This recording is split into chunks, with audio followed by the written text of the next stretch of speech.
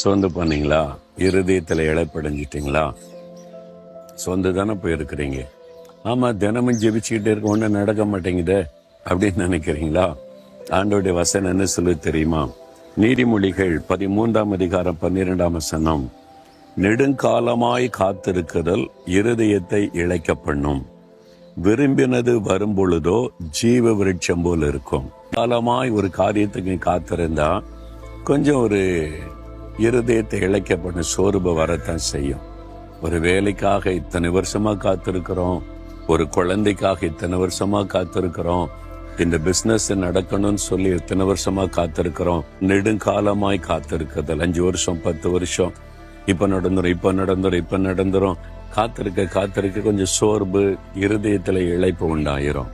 ஆனா விரும்பினது வரும்போது ஜீவ விருட்சத்தை பெற்றுக்கொண்டதை போல ஒரு பெரிய சந்தோஷமாயிரும்.